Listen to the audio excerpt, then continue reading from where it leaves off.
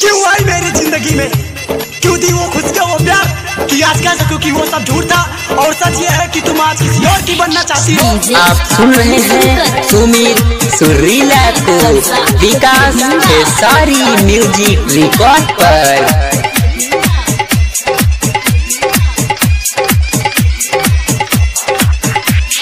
दिलावा में देहलू दर्द है, दिलावा में देहलू दर्द, कैसे जी दीवाना दिल तोड़ देलू, दिल तोड़ देलू। दिलावा में देहलू दर्द, कैसे जी दीवाना दिल तोड़ देलू, दिल तोड़ देलू। दिलावा में देहलू दर्द है। तेरी हर रात से मेरा हर दिन अच्छा होगा, तेरी हर रात से मेरा हर दिन अच्छा होगा। अरे बेवफा डोली से झांक के देख लेना, तेरी बारात से मेरा जनाजा अच्छा होगा।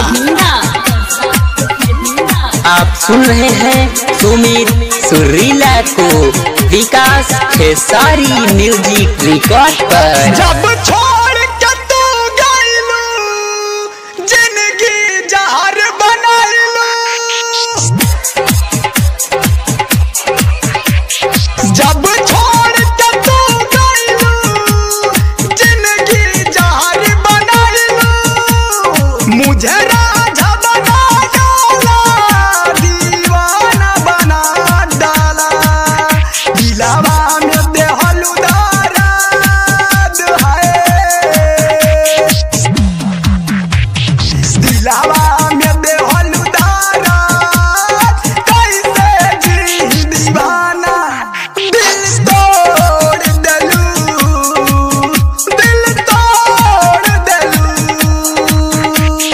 दिलावा में देहलू दर्द, कैसे जी दीवाना दिल तोड़ देलू, दिल तोड़ देलू।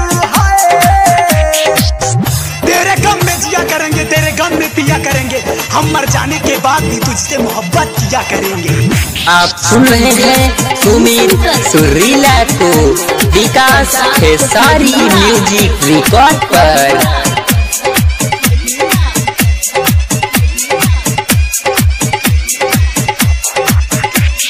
दर्द देहलू ऐसन मोरा दिल लगाई का।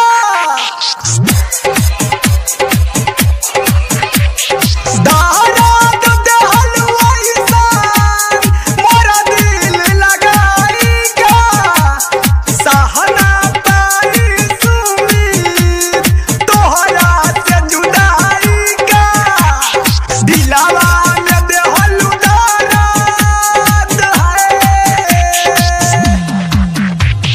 दिलावा में देहलू दर्द, कैसे जी दीवाना दिल तोड़ देलू, दिल तोड़ देलू, दिल तोड़ देलू, दिल तोड़ देलू। हाय आप सुन रहे हैं सुमित सुरीला को।